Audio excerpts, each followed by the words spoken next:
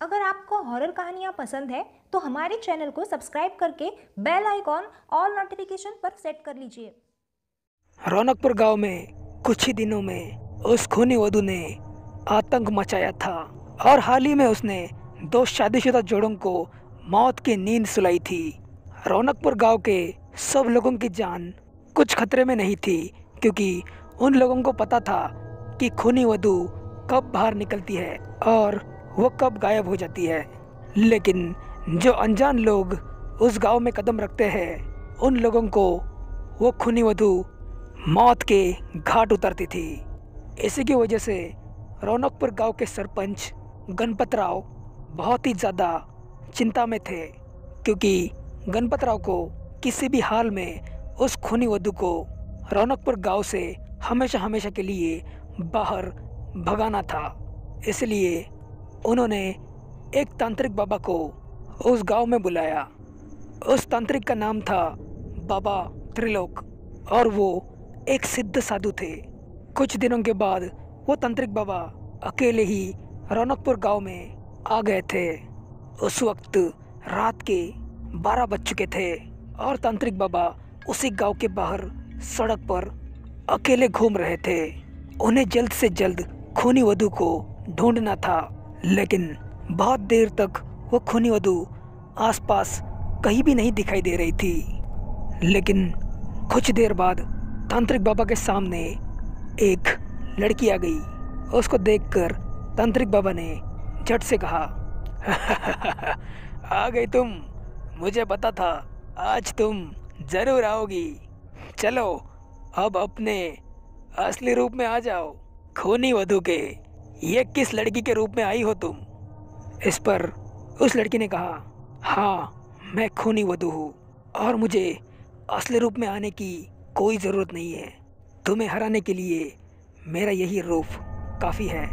इस पर तांत्रिक बाबा को बहुत ही ज़्यादा गुस्सा आ गया और उन्होंने गुस्से में कहा, ए नादान लड़की, तुम जानती नहीं हो कि मैं कौन हूँ और मैं क्या कर सकता हूँ। मैं चुड़ैलों को वश में कर सकता हूँ और हाल ही में मैंने उस ताकतवर यक्षिणी को भी कैद कर रखा है। इस पर उस लड़की ने कहा, उस यक्षिणी को तुमने सिर्फ कैद ही किया है ना, अभी तक मारा तो नहीं है। और मैं तुम्हें नहीं मारूंगी, क्योंकि तुम्हारी मौत उस यक्षिणी के हाथों में लिखी हुई है। लेकिन फिर भी तुम मेरे साथ लड़ना चाहते हो तो आ जाओ। उसके बाद तांत्रिक बाबा और उस लड़की में लड़ाई हो जाती है। उस लड़ाई में तांत्रिक बाबा उस लड़की के सामने बहुत ही ज़्यादा कमज़ोर पड़ रहे थे। आखिर वो लड़की खूंखार खूनी वधू जो थी, कुछ देर बाद लड़ते लड़ते वो तांत्रिक बाबा बहुत ही ज़्यादा थक गए थे, इसलिए वहाँ से अपनी जान बचा के भाग गए, क्योंकि उन्हें पता चल गया था कि खूनी वधू उनसे बहुत ही ज़्यादा ताकतवर है। इसलिए वो तांत्रिक बाबा भागते भागते रौनकपुर गांव के सरपंच गणपत राव के घर में पहुंच गए।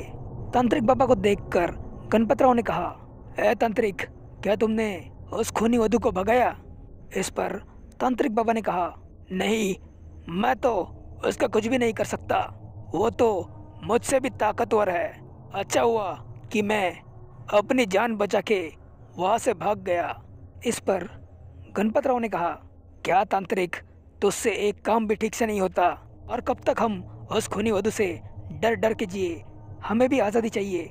अगर ऐसा चलता रहा तो सब लोग एक एक करके ये गांव छोड़ के जाएंगे, और ये बात तुम्हें अच्छी लगेगी तांत्रिक?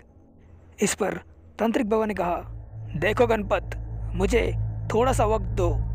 मैं उस खूनी वधू की कमज़ोरी का पता लगाता हूँ और अब मुझे जाने की इजाज़त दो। मैं जल्द ही लौटूंगा और इस बार तो मैं हार गया, लेकिन अगली बार उस खूनी वधू को इस दुनिया से ही मिटा दूंगा। उसके बाद तांत्रिक बाबा वहाँ से चले गए और उसके बाद भी उस गांव में खूनी वधू का कहर अभी तक है।